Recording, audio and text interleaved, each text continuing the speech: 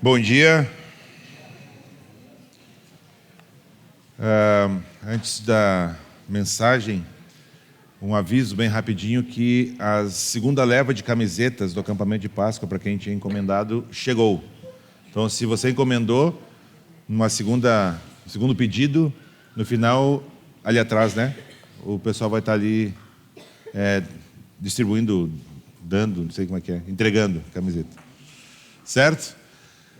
Gente, ontem nós fomos, então, como o Christian falou na abertura, um pessoal aqui da Aliança lá para Apareci Novo, Montenegro e São Sebastião do Caí também conseguimos passar. E eu não sei o que dizer para vocês, porque é uma mistura de sentimentos. É uma tragédia o que aconteceu. Muitas pessoas perderam todas as suas coisas, a casa, sofás. Enquanto a gente estava ali entregando alguma coisa, o pessoal ia tirando seus móveis, todos molhados e cheios de lama para fora, completamente destruídos, as casas cheias de lama. Tinha gente que já estava alguns dias em casa, outras pessoas estavam voltando naquele dia para casa, estavam em abrigo e aí tinham chegado em casa e nem sabiam como estava a sua casa. É uma sensação estranha, porque ao mesmo tempo que a gente estava ali ajudando, levando alguma coisa, parece tão pouco diante de tudo que precisa ser feito, né? Então parece que a gente está fazendo ali um trabalhinho de formiguinha, mas cada formiguinha é extremamente importante, né, para que essas pessoas possam recomeçar as suas vidas. Mas o que mais particularmente me impactou é a miséria espiritual daquelas pessoas. Algumas delas se diziam cristãs, evangélicas, enfim, mas a maior parte nós levamos, e o intuito dessa ida não foi somente de levar comida enfim, e suprimento de limpeza, as coisas assim, mas foi de principalmente levar o evangelho, esperança de verdade, né? Não uma esperança de recomeçar para daqui talvez algum tempo tudo ir literalmente por água abaixo. E é impressionante a necessidade de que as pessoas precisam, a urgência que as pessoas têm, mesmo sem saber, de conhecer o evangelho, de receber o pão que aí sim vai matar a fome, né? Não aquele pão temporário, mas o pão da vida, o evangelho. É urgente a necessidade que nós temos. E essa realidade não é uma realidade só dessas cidades que nós visitamos, é uma cidade inclusive aqui de Caxias do Sul. Muitas pessoas que moram aqui em Caxias do Sul, que não tiveram suas casas destruídas, que estão muito bem, obrigado, vivem a mesma tragédia das pessoas que estão com suas casas alagadas e que não conhecem a Cristo. Porque a maior tragédia da história da humanidade se chama pecado e a separação eterna de Deus, como a gente vai ver aqui nesta manhã. Então, eu sei que é uma forma pesada, talvez, de começar essa mensagem, mas a realidade lá é de tragédia. Parece um cenário de pós-guerra, né? Alguma coisa assim, muitas crianças, enfim. Ao mesmo tempo, como o Olavo bem falou na semana passada, essas coisas evidenciam um coração humano e a gente já pode perceber muita malandragem, muita gente que já tem coisas pegando mais coisas. Então é triste, é uma tragédia dentro de uma tragédia maior que se chama pecado, né?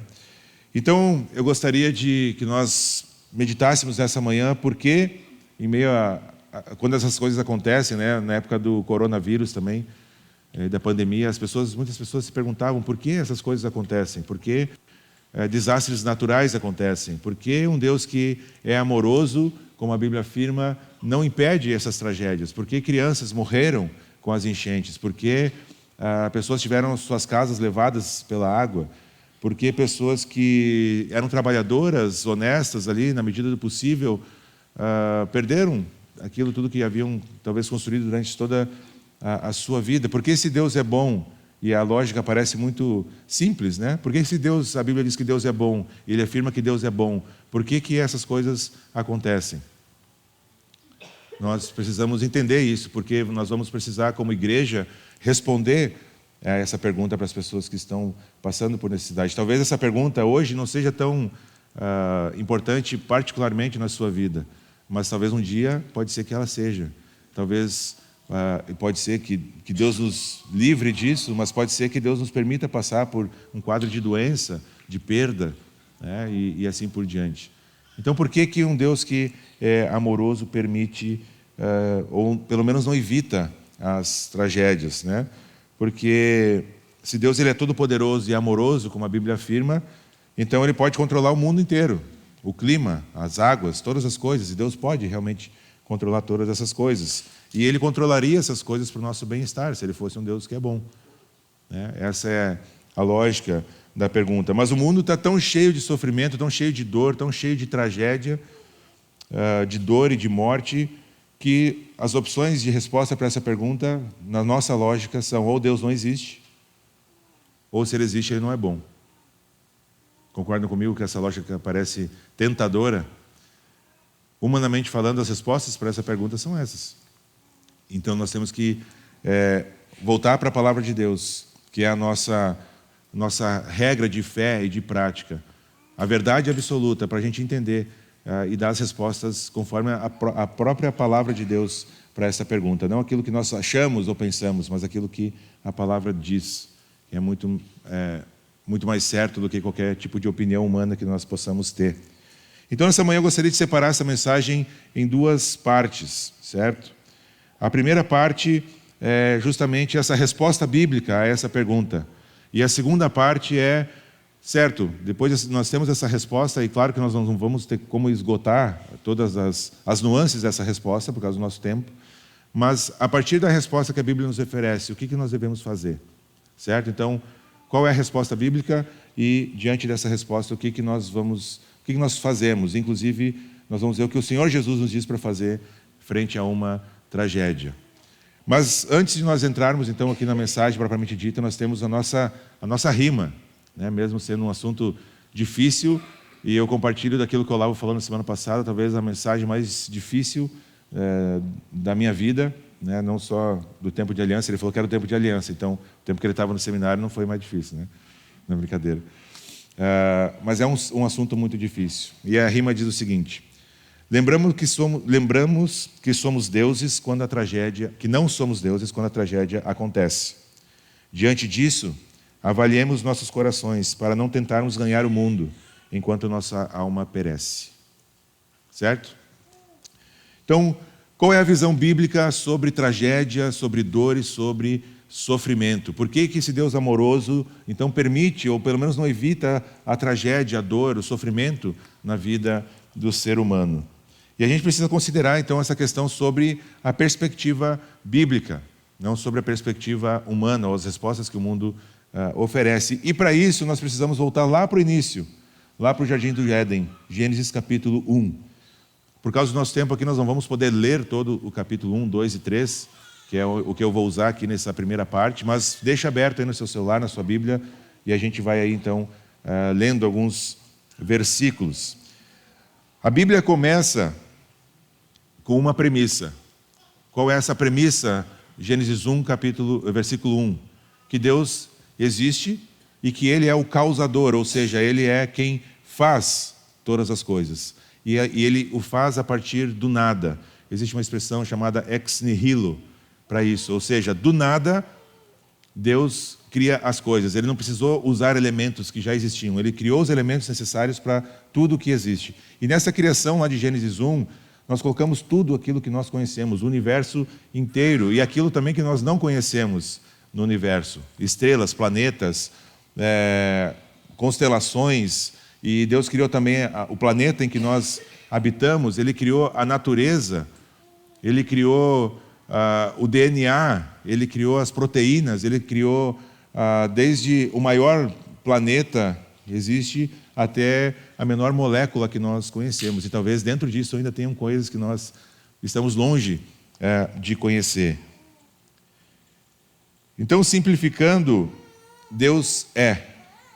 E por isso, quando Ele chama Moisés para libertar o povo no Egito, na sarça ardente, lembra qual a expressão que Ele diz para Moisés usar, quando Moisés pergunta, quem eu vou dizer para o faraó que me enviou?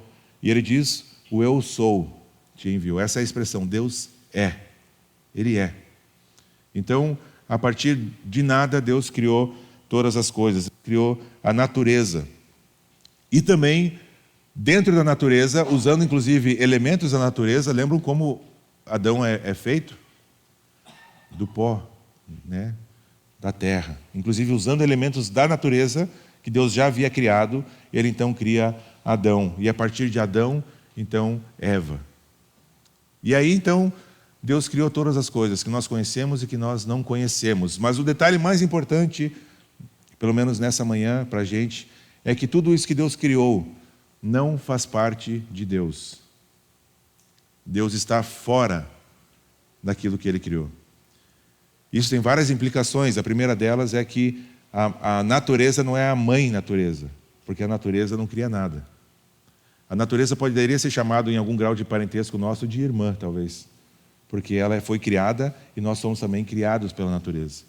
Outra coisa importante de salientar, que vem dentro dessa ideia de que a natureza, as coisas criadas não são Deus, é que nós não somos deuses.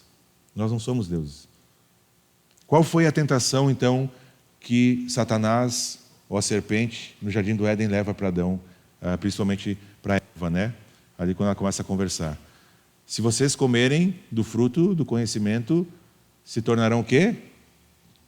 Como deuses. Ou saberão, terão conhecimento de Deus. Essa foi a tentação de Adão, de Satanás para Eva. Isso está ali no capítulo 13 de Gênesis, né, o relato da queda. E aí então nós temos aqui Eva aceita a tentação, come do fruto, dá também para Adão, e aí então os seus olhos se abrem. Só que a palavra aqui, conhecimento, vocês serão, ou vão saber as coisas como Deus, depende da tradução que você tem, ela não é no sentido de aprender as coisas, não é no sentido de, por exemplo, eu aprender as capitais do mundo, ou aprender a tabuada na escola, não é nesse sentido. O conhecimento aqui é de decisão. Deus é quem decidia as coisas antes da queda, e agora o ser humano teve seus olhos abertos, e agora o ser humano começa a decidir as coisas pensando que sabe aquilo que é melhor para si mesmo. E aí então nós temos essa separação espiritual, física, porque lembram que Deus ia todos os dias ter um tempo ali com Adão e Eva, isso nos é relatado aqui no início de Gênesis. Então há também uma separação física. Adão e Eva são expulsos do Jardim do Éden, e agora Deus então faz com que eles meio que se virem. Obviamente que Deus, na sua graça, na sua misericórdia, já promete que um dia o filho da mulher, Jesus, esmagaria a cabeça da serpente. E essa é a esperança que nós temos que levar para as pessoas. Não é comida. A comida é importante, óbvio. Eles precisam comer, precisam ter energia para limpar suas casas. Mas aquilo que nós precisamos levar para as pessoas é essa esperança. E essa esperança é Jesus. Perdão, começo a lembrar de ontem e aí fica difícil. O homem está separado. O homem está separado de Jesus, de Deus. E então nós temos o relato que na queda, uma maldição que Deus coloca sobre o homem e sobre a mulher. Essa maldição de Deus, ela transforma a natureza. Então no capítulo 3 ali de Gênesis, a partir do momento em que Adão e Eva caem, se separam de Deus, Deus decreta algo sobre a vida do homem e da mulher. Versículo 14 do capítulo 3, ele diz assim: então o Senhor declarou, ou seja, Deus não está dizendo condicionalmente, Deus declara isso. E ele diz assim: então o Senhor Deus declarou à serpente: uma vez que você fez isso, maldita é você entre o fruto de todos os rebanhos domésticos, entre todos os animais selvagens. Sobre o seu ventre você rastejará, e pó comerá todos os dias da sua vida. Porém, inimizade entre você e a mulher, entre a sua descendência e o descendente dela. Este lhe ferirá a cabeça e você lhe ferirá o calcanhar. Aqui está o proto-evangelho. Aqui Deus já está fazendo uma promessa de que um dia Jesus esmagaria a cabeça da serpente. E aí no versículo 16, aqui vem a declaração de Deus, né, para a mulher. A mulher declarou: Multiplicarei grandemente o seu sofrimento na gravidez. Com o sofrimento você dará à luz a filhos. Né? Talvez lá antes da queda as mulheres não sofriam tanto para conceberem os filhos. O seu desejo será para o seu marido e ele a dominará. Haverá uma luta entre homem e mulher, batalha. Um vai tentar se sobrepujar, o outro vai tentar dominar. E é isso que nós experimentamos muitas e muitas vezes nos nossos casamentos, não é? Essa luta interna pecaminosa. E ao homem declarou: visto que você deu ouvidos à sua mulher, comeu do fruto da árvore, o qual lhe ordenara que não comesse, maldita é a terra por sua causa. Com sofrimento você se alimentará dela todos os dias da sua vida. Ela lhe dará espinhos e ervas daninhas, e você terá que alimentar-se das plantas do campo. Com o suor do seu rosto você comerá o seu pão, até que volte à terra, visto que dela foi tirado, porque você é pó, e ao pó voltará. As consequências do pecado foram em todas as áreas. Relacionais, homem e mulher, relacionais, o ser humano com Deus, e a natureza também agora, aquela natureza que o homem foi mandado a cuidar, tirar dela o seu sustento, tá, gente? O trabalho, ele não é uma maldição pós-queda, o trabalho já existia antes da queda, tá? O que aconteceu aqui foi que o trabalho se tornou penoso. O homem iria tentar usar a terra para trabalhar e ela iria se negar a fazer isso, e aí tudo se tornaria muito mais difícil. Tá? Mas o trabalho não é uma maldição. Deus deu trabalho antes da queda, certo? Isso é importante salientar. Né? Teve líder político por aí dizendo que o trabalho era uma maldição. Não é, tá? É uma bênção, certo? Só que, como tudo, foi afetado também pelo pecado. E agora a gente tem que, literalmente, suar para ganhar o nosso sustento. Então, nós temos aqui os resultados da queda de Adão e Eva, lá no capítulo 3 de Gênesis. E na nossa tolice, nós pensamos que poderíamos ser iguais a Deus. Essa foi a tentação do diabo para Eva. E agora, então, a natureza tem esse papel de nos constantemente lembrar que nós não somos deuses. Nós tentamos dominar a natureza. Nós temos, nos últimos 200 anos, talvez evoluído de forma tremenda em previsão do tempo, em previsão de terremotos, previsão de furacões. Por quê? Porque nós estamos sempre nos defendendo agora da terra, da natureza, que deveria ser aquela quem nós iríamos perfeitamente conviver e cuidar e produzir aquilo que nós precisamos. Agora nós exploramos a terra. Isso é pecado, porque Deus nos ordenou lá antes da queda cuidar da terra. E agora nós colhemos as consequências também, inclusive climáticas, nos nossos dias. Mas a principal consequência que veio com o pecado foi a morte. A morte é a principal consequência. Adão e Eva morreram espiritualmente. Eu e você fomos concebidos, somos filhos de Adão e Eva, por assim dizer, descendência de Adão e de Eva, e o pecado já está em nós, quando nascemos. O salmista vai dizer: em pecado me concebeu minha mãe. Nós já nascemos mortos, separados de Deus, e essa é a maior tragédia da humanidade, desde o início da sua história, desde a queda no jardim do Éden. Romanos capítulo 5, versículo 12, diz assim: portanto, da mesma forma como o pecado entrou no mundo por um homem, e pelo pecado a morte, assim também a morte veio a todos os homens, porque todos pecaram. No capítulo 3, às vezes a gente se engana em momentos como esse, pensando: poxa, mas tem tantas pessoas justas, né? Crianças, por que isso acontece com elas? E Paulo vai dizer no capítulo 3 que não há nenhum justo, não há um sequer, todos pecaram e carecem da glória de Deus. Todos nós pecamos em Adão e carecemos da glória de Deus.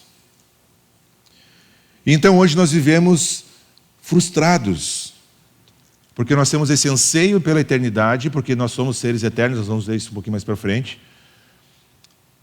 E diferentemente da natureza, quando Deus nos cria, Ele coloca em nós uma outra dimensão, vamos dizer assim, que é a espiritual, o sopro de vida. Lembra quando Ele faz Adão e Ele sopra o fôlego de vida? O termo é pneuma, lá no original, de onde vem a pneumatologia, né?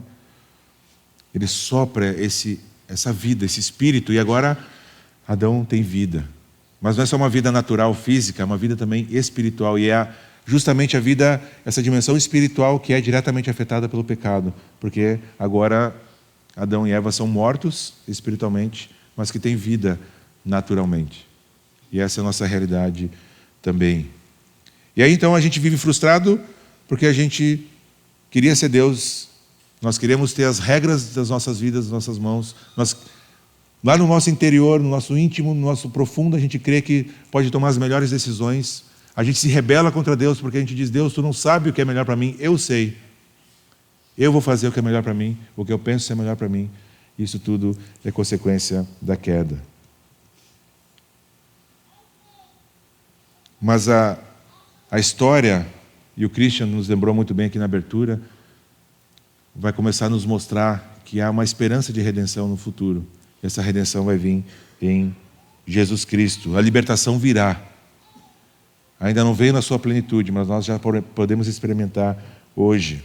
No Romanos capítulo 8, 20 e 22, diz o seguinte sobre a natureza: pois ela foi submetida à inutilidade, não pela sua própria escolha, mas por causa da vontade daquele que a sujeitou, na esperança de que a própria natureza criada será libertada da escravidão, da decadência em que se encontra, recebendo a gloriosa liberdade dos filhos de Deus. Sabemos que toda a natureza criada geme até agora, como em dores de parto. A natureza também aguarda o dia em que o Senhor Jesus vai fazer novas todas as coisas. O pecado afetou a natureza, as coisas criadas também, e ela também aguarda que os filhos de Deus sejam revelados, ou seja, que Jesus faça tudo novo, e que de novo homem, natureza, todas as coisas criadas possam viver sem pecado, em perfeita harmonia.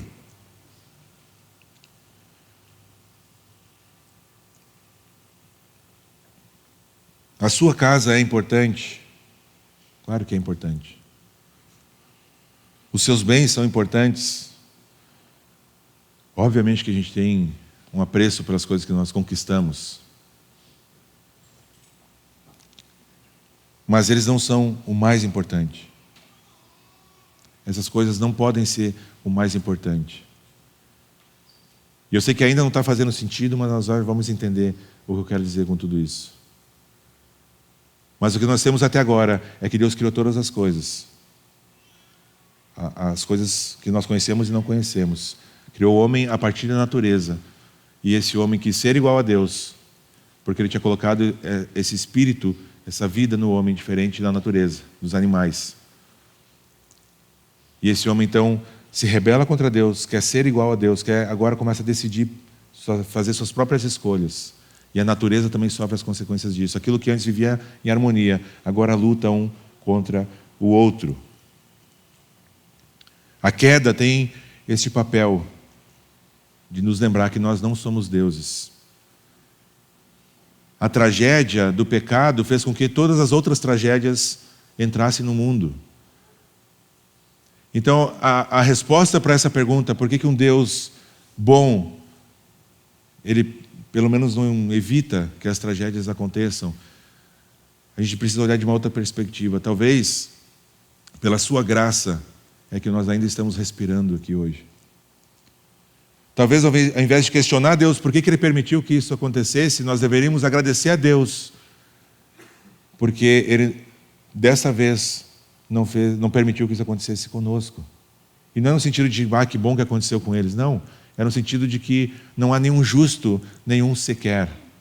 E pela graça de Deus é que alguns são poupados da ira. Pela graça de Deus é que essa natureza não está descontrolada a ponto de que seja impossível a vida existir. E nós deveríamos agradecer a Deus por isso. A visão bíblica é que Deus controla absolutamente todas as coisas. A gente não cantou hoje, mas há aquela música muito conhecida que Deus é soberano sobre a terra, sobre os céus. Tu és Senhor absoluto. Tudo que existe e acontece, Ele sabe muito bem e Ele é tremendo. Então a nossa postura diante de Deus não deveria ser de questionamento, mas deveria ser de humildade. De dizer: Deus, obrigado. Porque eu poderia ser devastado por qualquer evento climático, poderia ser devastado por uma doença, eu poderia ser devastado por sei lá, um raio, mas o Senhor tem graciosamente permitido que dia após dia eu levante da minha cama, vá trabalhar, vá ter com os meus queridos. A postura deveria ser o contrário. Ao invés de questionar Deus sobre essas coisas, é perguntar: para que Deus? Na minha própria vida. E aí nós começamos a entrar aqui numa segunda parte dessa mensagem. Então, eu espero que tenha ficado relativamente claro. Essas coisas acontecem porque nós nos rebelamos contra Deus. O homem se rebelou contra Deus. A maior tragédia de todas, a morte espiritual, o pecado, faz com que todas as outras tragédias aconteçam. E Deus, na sua soberana e infinita visão de mundo, de propósito, Ele vai graciosamente poupando alguns, outros não. A respeito da salvação, parece muito rápido, acontece a mesma coisa. A Bíblia fala sobre os eleitos, aqueles que Deus escolheu, os escolhidos de Deus. E a gente, às vezes, fica questionando: como assim? Que história é essa? Mas a ilustração talvez que mais se aproxime de uma explicação é de que talvez a gente pense que todos nós aqui devemos uma quantia exorbitante de dinheiro para alguém. Não temos como pagar. E a instituição ou a pessoa a quem nós devemos pega alguns de nós e diz: olha, Fabrício, não precisa mais pagar, a tua dívida está quitada. Né? Alex, fica tranquilo. Francesco, está pago já a tua conta. A minha pergunta que eu faço para vocês: essa instituição, essa pessoa está sendo injusta com as outras ou está sendo graciosa para com aquelas que ele perdoou? Então a nossa visão, gente, nós temos que lembrar: nós não somos deuses, nós não governamos nossa própria vida. Nós temos que ser gratos a Deus pela sua graça e sua rica misericórdia que nos poupa todos os dias, talvez, de coisas que a gente nem sabe, de sermos eliminados da face da terra. Dito isso, o que fazer, então? O que nós, como comunidade, além daquilo tudo que o Olavo já nos falou na semana passada, podemos e devemos fazer quando nós estamos diante de uma tragédia?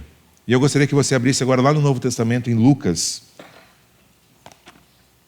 no capítulo 13. Lucas, capítulo 13. Nós vamos ver um texto aqui, versículos 1 até o 5, somente, onde algumas pessoas vão levar notícias de tragédias a Jesus. E vamos ver o que o nosso Senhor Jesus orienta essas pessoas a fazerem diante de uma tragédia. Obviamente uma tragédia menor, como nós vamos ver aqui, mas uma tragédia igualmente.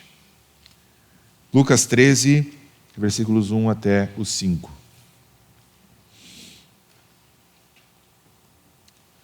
Naquela ocasião, alguns dos que estavam presentes contaram a Jesus que Pilatos misturara o sangue de alguns galileus com os sacrifícios deles.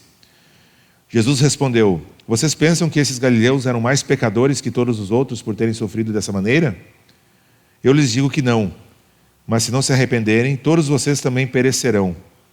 Ou vocês pensam que aqueles 18 que morreram quando caiu sobre eles o tanque de Siloé eram mais culpados do que todos os outros habitantes de Jerusalém? Eu lhes digo que não, mas se não se arrependerem, todos vocês também perecerão. Muito bem, nós temos aqui um relato. Algumas pessoas chegam a Jesus e dizem: Jesus, olha, Pilatos misturou o sangue de alguns galileus com o seu próprio sacrifício, ou seja, por algum motivo, nós não temos o relato do porquê isso acontece, Lucas não registra isso.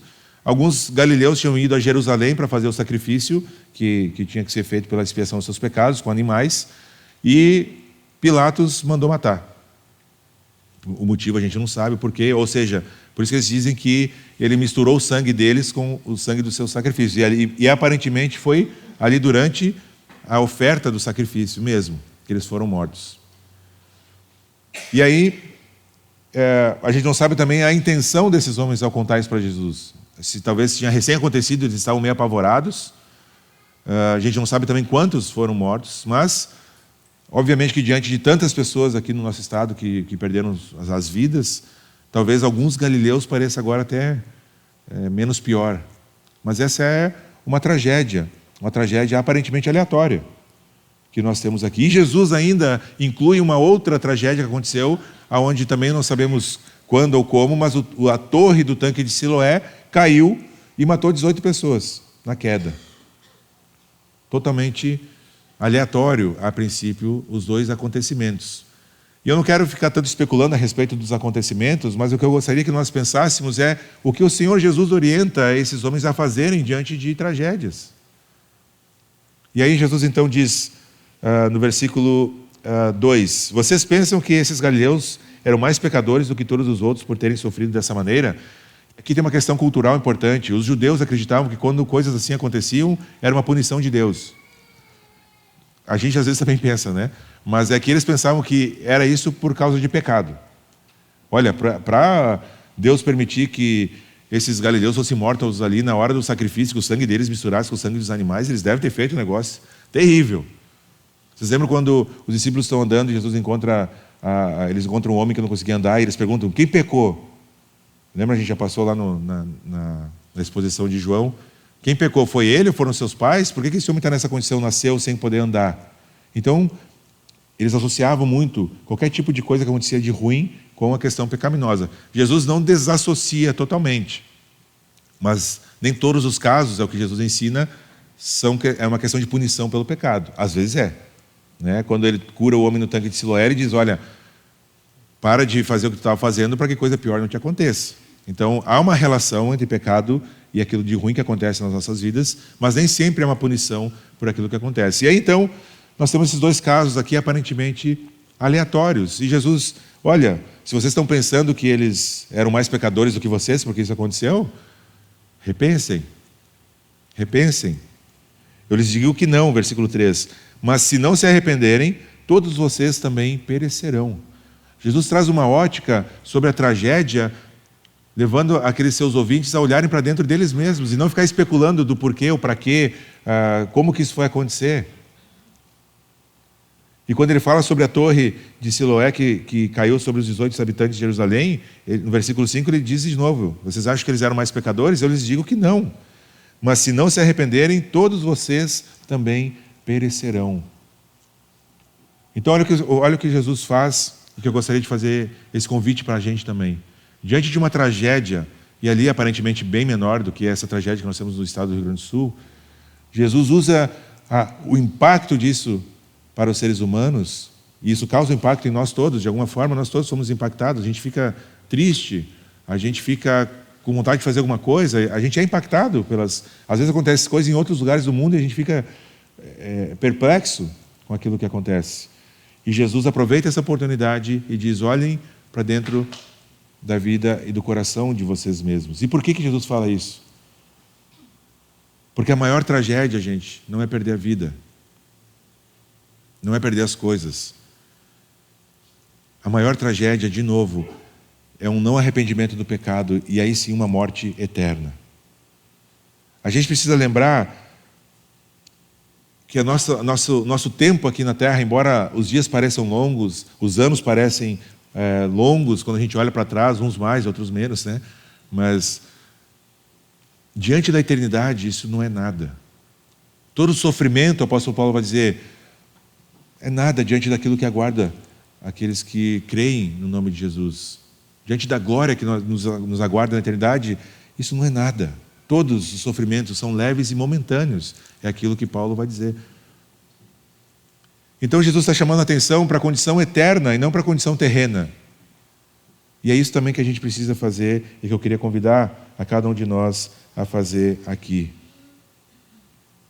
O que Jesus estava tentando dizer para aqueles homens que trouxeram esse relato, a gente não sabe de novo, né, o porquê, e para nós hoje, é que o pecado é o pior do que um massacre, o pecado é pior do que um furacão que devasta uma cidade, o pecado é pior que uma enchente que destrói um estado. E às vezes a gente ouve tanto falar sobre o pecado, a gente fala tanto sobre o pecado, que se torna uma coisa boba.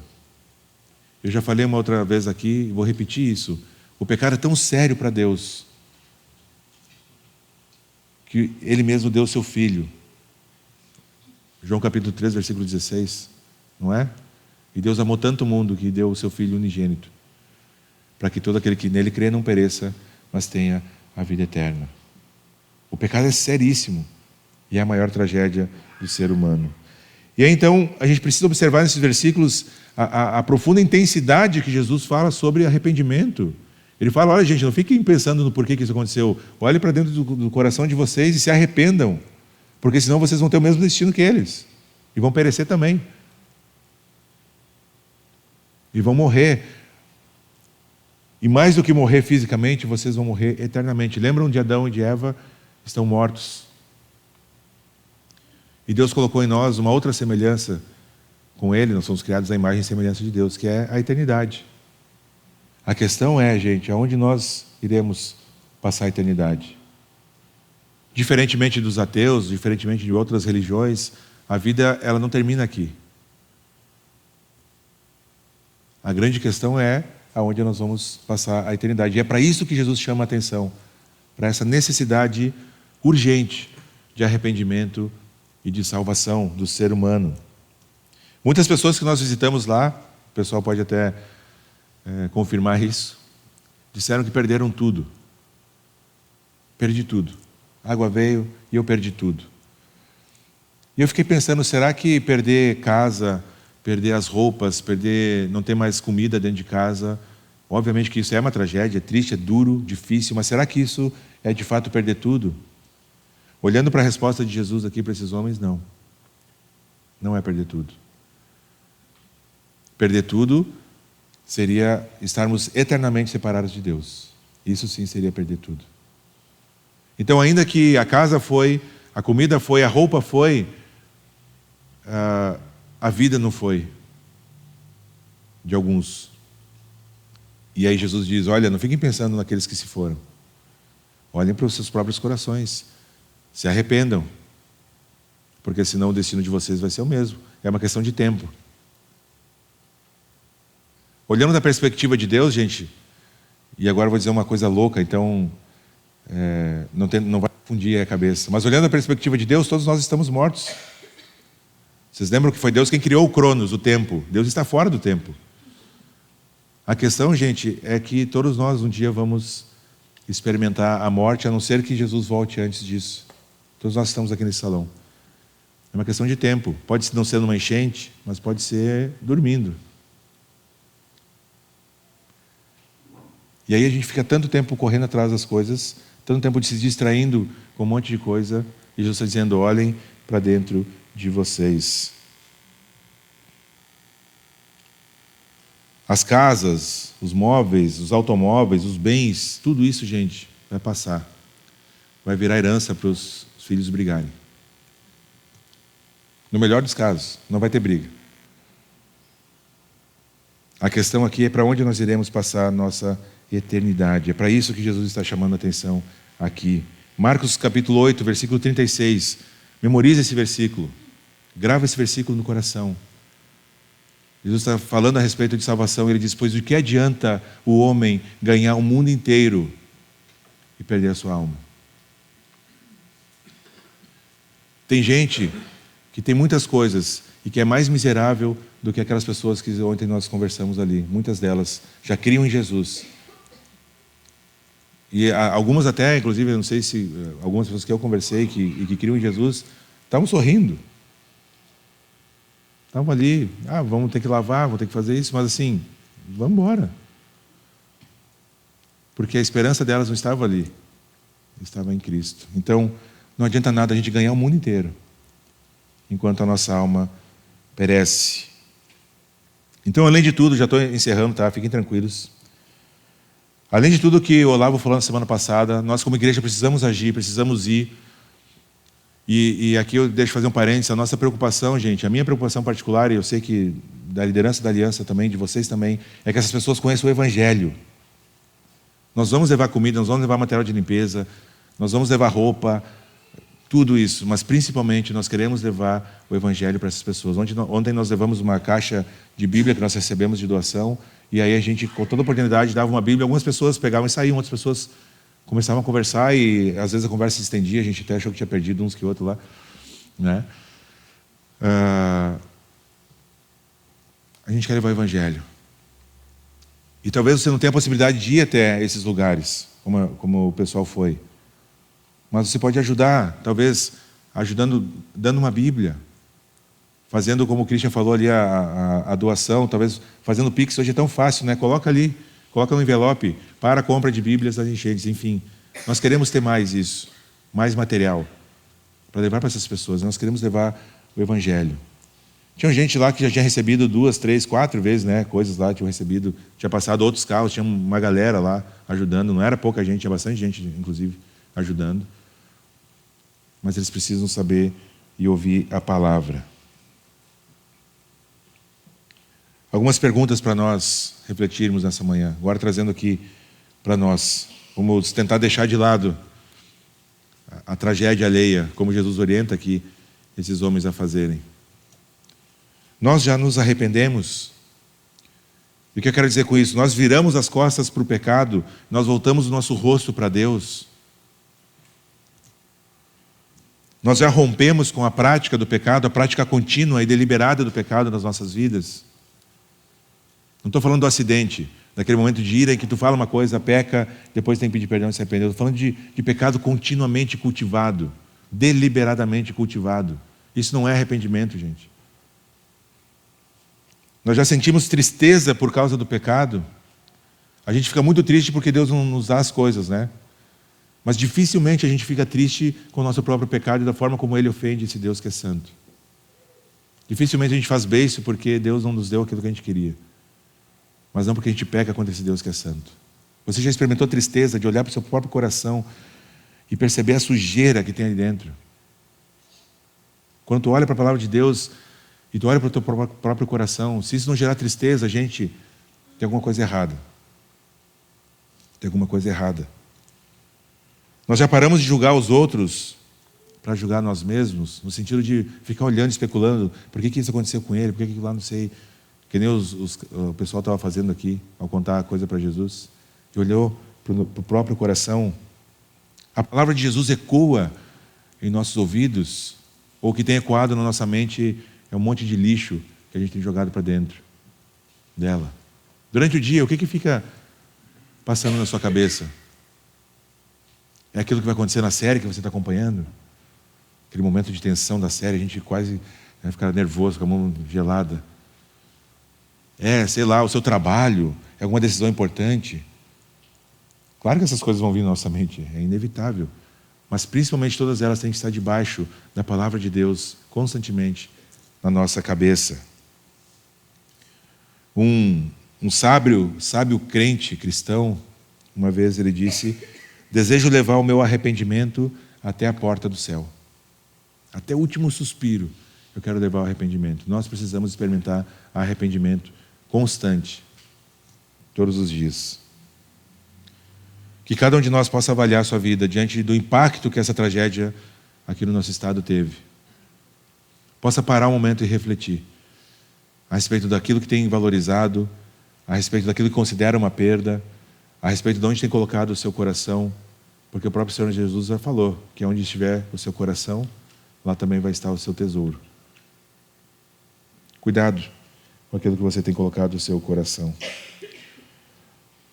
Lembramos que não somos deuses quando a tragédia acontece. A natureza constantemente nos lembra disso.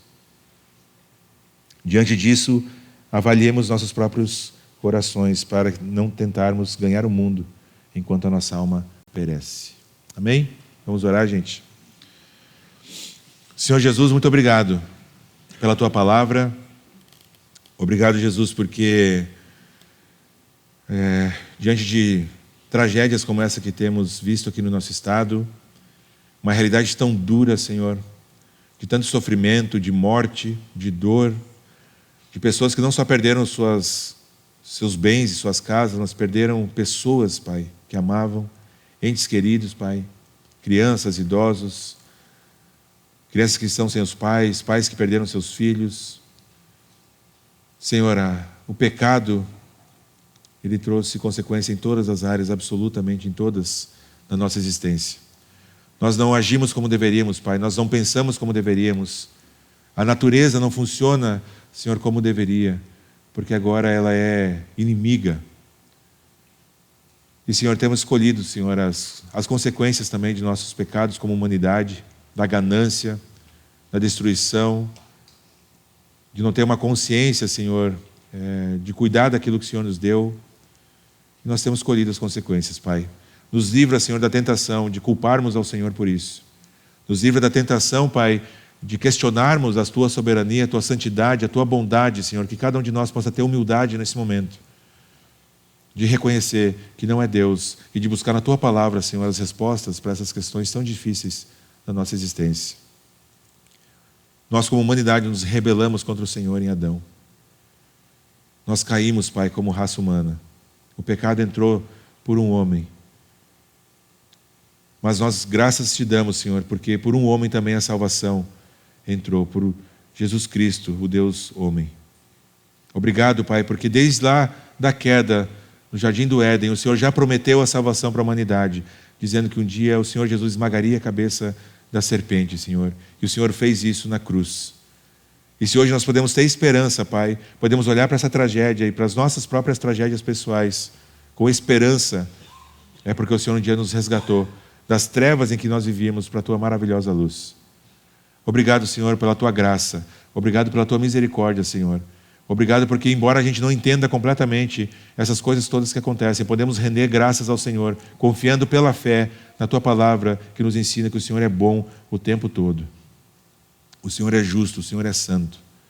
Nos ajuda, Senhor, a termos essa postura de humildade. Nos ajuda como aliança, como igreja, como comunidade, Pai, a levarmos a Tua palavra às pessoas que precisam. Não só indo até essas cidades que foram tão abaladas, Pai, pela tragédia da enchente. Mas aqui, ao nosso redor, tantas e tantas pessoas, Pai, têm morrido, ido para o inferno, porque talvez nós não testemunhamos por vergonha, por medo, enfim, por talvez até desdenhar dessa tragédia que é o pecado. Então nos ajuda, Senhor, nos dá ousadia, nos dá coragem. E principalmente, Senhor, que Teu Espírito Santo sonde os nossos corações.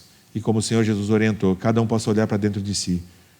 Aonde tem caído, Pai, aonde tem falhado, onde tem pecado. E buscar por arrependimento, Senhor. O arrependimento não é chorar, não é sentir alguma coisa, Pai, mas é uma mudança decidida de caminho, de rumo. Uma mudança que antes era pecaminosa, agora ela se converte para o Senhor e para a Tua palavra. Nos ajuda, Senhor, que Teu Espírito Santo nos convença do pecado e do arrependimento. Nos dá humildade, Pai, diante de tudo que tem acontecido. Abençoa, Senhor, o nosso dia que temos pela frente, o almoço, a semana que temos também, Pai, que possamos diariamente ir digerindo isso tudo, avaliando a nossa própria vida, Pai, e caminhando cada vez mais na Tua direção. É em Teu nome que eu oro agradecido. Amém. Amém. Queridos, então nós ficamos por aqui neste domingo. Que Deus nos abençoe e que a gente possa ajudar. Não esqueça de pegar a camiseta ali atrás que encomendou. E até semana que vem, se Deus permitir.